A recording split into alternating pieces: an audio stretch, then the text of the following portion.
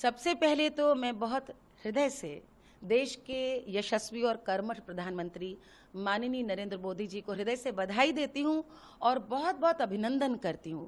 ये एक असाधारण उपलब्धि है। ये वही समझ सकता है जिसने विश्व के परिदृश्य में पूरे विश्व के नेताओं का इतिहास देखा हो, तो ऐसी कोई दूसरी मिसाल नहीं मिलती जहां लोकतंत्र किसी नेता में इतने लंबे समय तक अपना विश्वास जताए।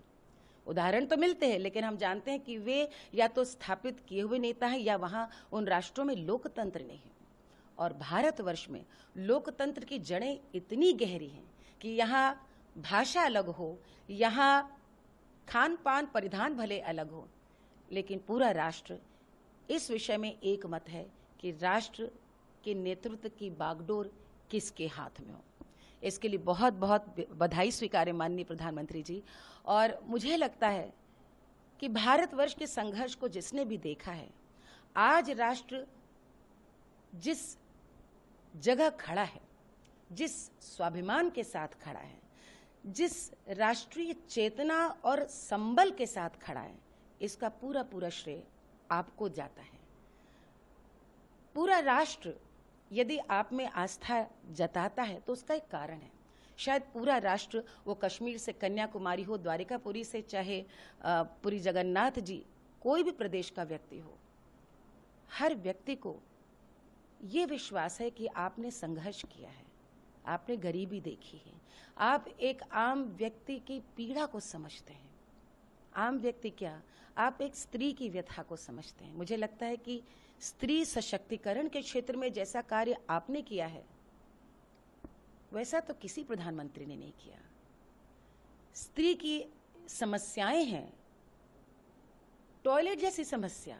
एक टॉयलेट का होना न सिर्फ उसकी सुरक्षा बल्कि उसके स्वाभिमान का भी एक प्रतीक बन सकता है।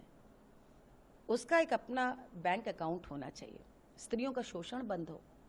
कब तक वो बटुए में जेब खर्च की तरह से रुपए को रखेंगी? कौन ये सोच सकता है? चूल्हे से एक स्त्री न जूझे। मुझे लगता है कि आज स्त्रियां सिर्फ राष्ट्रीय विकास में ही नहीं बल्कि विकास की इबारत रखने में बराबरी की भागीदारी ये आपके कारण संभव हो सका है।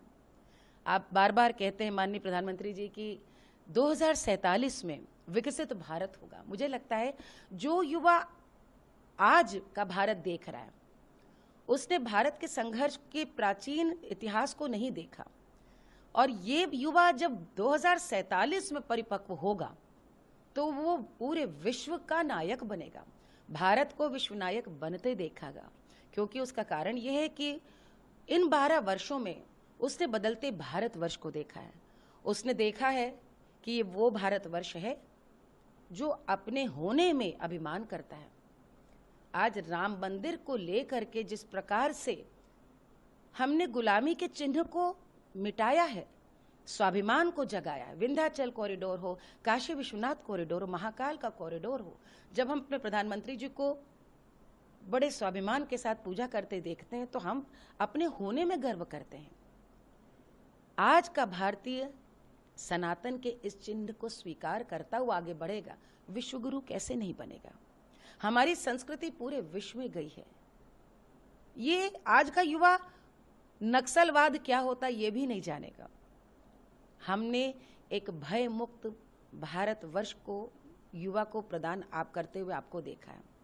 ये कैसे संभव हुआ? ये आसान नहीं था। आज हम विश्व के किसी कोने में जाएं, कई देशों में आज हम अपना जीपे यूपीआई तक चला ले रहे हैं।